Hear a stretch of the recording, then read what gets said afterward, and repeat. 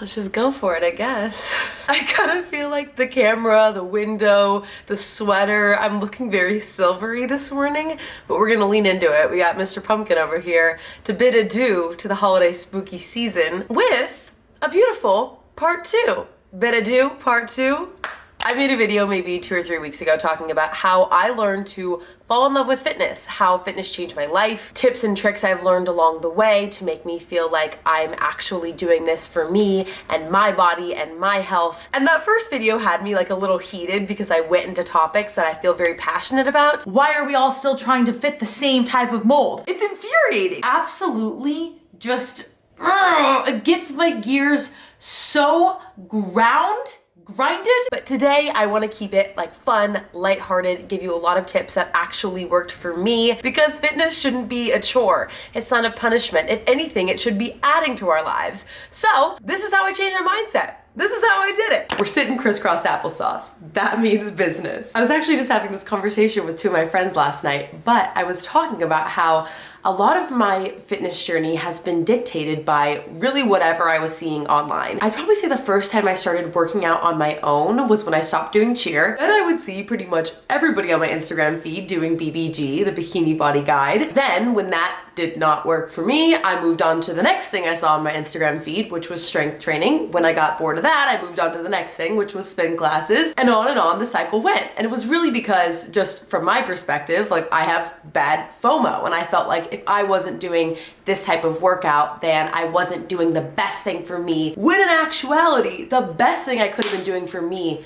and my body was what my body wanted me to do, what my mind wanted me to do. I even made a video maybe this time last year talking about why I stopped weightlifting. And if I really broke it down, I felt like I stopped weightlifting because I went into it with this wrong mindset of comparing my body to everybody else that I saw online. And when that inevitably didn't happen, when I inevitably didn't look like these people that I was looking up to, I felt like the failure, and then I took it out on myself. I learned that the best routine that I can do for myself is the one that I can actually stick to. And from that perspective, the one I can actually stick to is the one that motivates me, the one that makes me feel good about myself. I feel confident. I feel maybe like best of the class, top of the class kind of thing. And if I only have 30 minutes, 1 hour a day, a few times a week to work on myself, to set aside time to just go to the gym and be me and do what makes me happy, then I'm going to do the workout that makes me happy. What are you doing?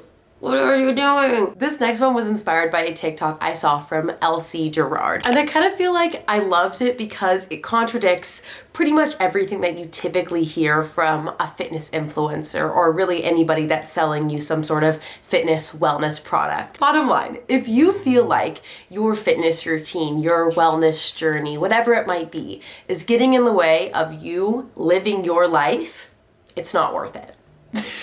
And you're like, Taylor, aren't we supposed to be watching this video to feel inspired about fitness? Yes, I promise. What Elsie was really getting at though is that these all or nothing routines are not worth your time if it feels like you are taking away from this precious time that you have on earth. If you feel like you are waking up and you are not enjoying every ounce of your fitness routine, your wellness journey, whatever it might be, something has to change because that all or nothing mentality is not worth taking time away from the short time we have here on earth. That being said, I'm not saying go throw every healthy habit you have out the window. That's where we can go back to the first tip and you can think about all of the ways that you can enjoy yourself and you can look to fitness as a fun thing and as something that you want to do because you are doing the workouts that you genuinely enjoy. Reese is like having a party down here and I'm just using her as a prop. Really, life is too short to be buying into these all or nothing methodologies, programs, challenges, etc. Sometimes I even feel like because fitness is my niche on YouTube, fitness as my niche, that's hard to say, that it automatically becomes like my number one personality trait. But I feel like, I hope,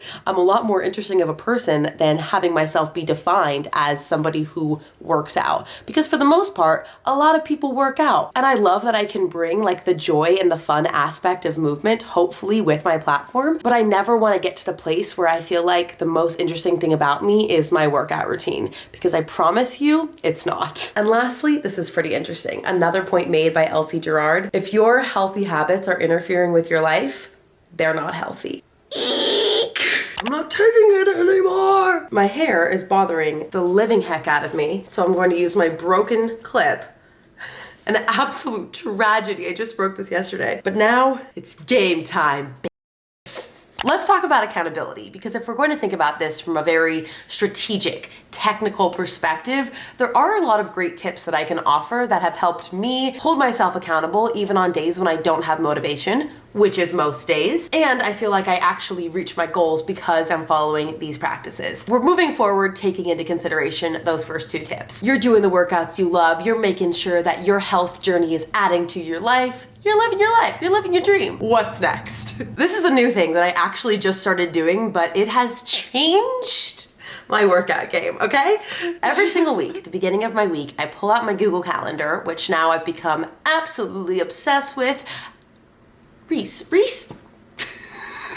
She follows me around, she moves my camera. You just think you're cute or something, don't ya? My sincerest apologies. Every single week, I write down exactly what workouts I'm going to be doing in my calendar. And I don't just write, today I'm going to work out. I schedule in my workout and the exact routine that I'm going to follow that day. Allow me to show you. The most beautiful thing about Google Calendar is that if you write in, let's say, this type of workout, it's gonna give you like this adorable little graphic. Look at that. Like that's me at the gym with my barbells and my headphones. Golden. Not only do I schedule the time of my workout, I schedule the exact itinerary, and I schedule every single workout for the week. So that way I know exactly what days I want to take as a rest day. I look at my entire calendar, and if I realize Wednesday's gonna be a really busy day for me, then I'm going to skip Wednesday. I'm gonna make Wednesday a rest day, and then I'll change my rest days around for the rest of the week. Not only does this hold me accountable and making sure that I get to the gym as many times as I want to in the week, but then I also make sure that I can hit every single muscle group that I wanna hit because I follow a split workout schedule. It kind of just like CYAs, you know, covers your you know what, because I get into this bad habit of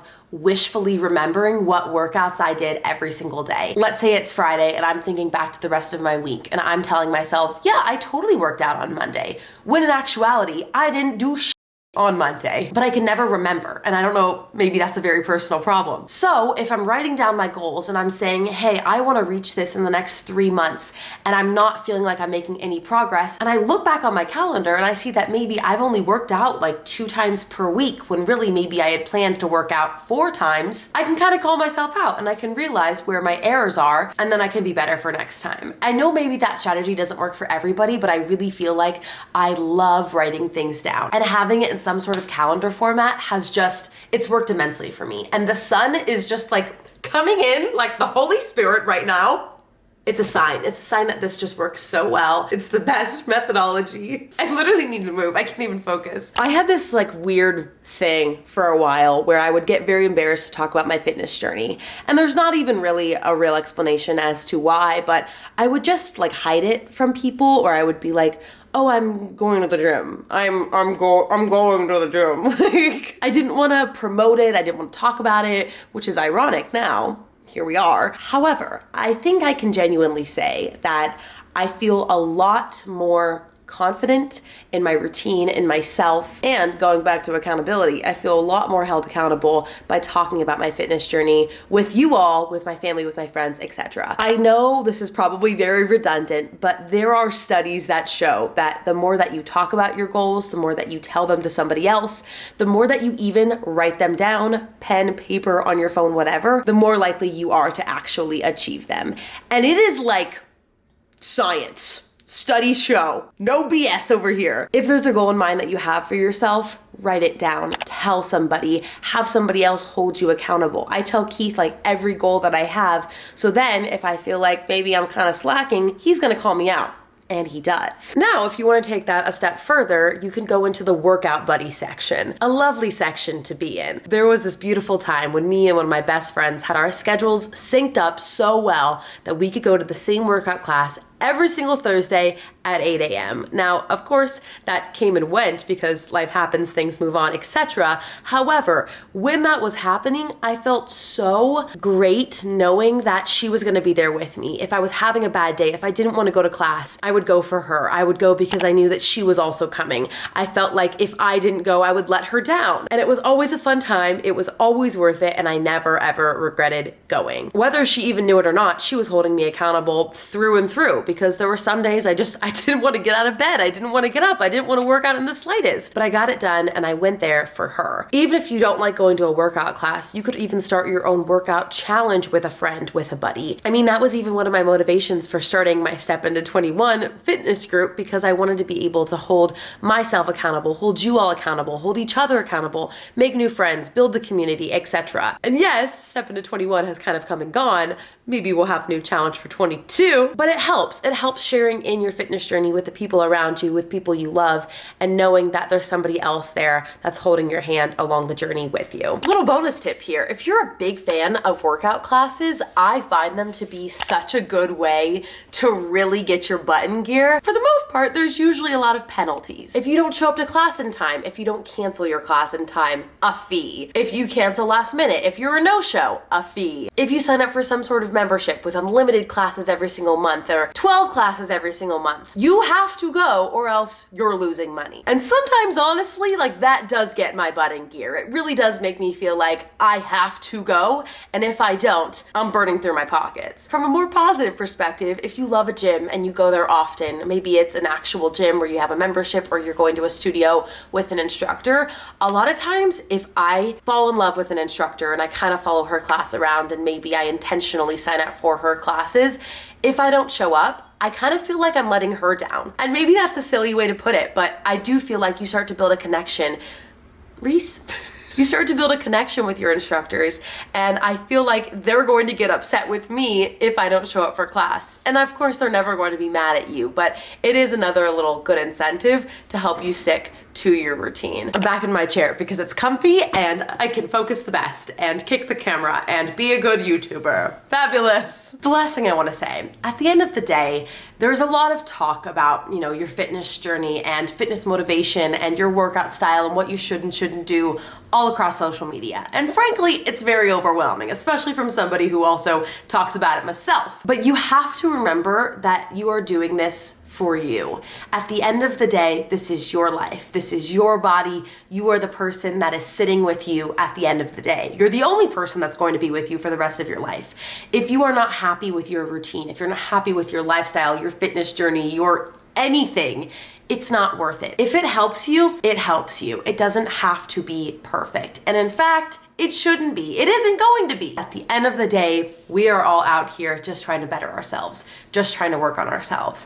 And fitness ultimately should be adding to our lives in a positive way, in a way that is positive for you, your mindset, your mentality, your health. Don't you go out there worrying about what is right or wrong. Worry about what is adding to your life, what is making you happy, what works for you, and stick to that. As I said, the best type of routine is the one that you can stick to. Do you want to play now? Go get me your toy.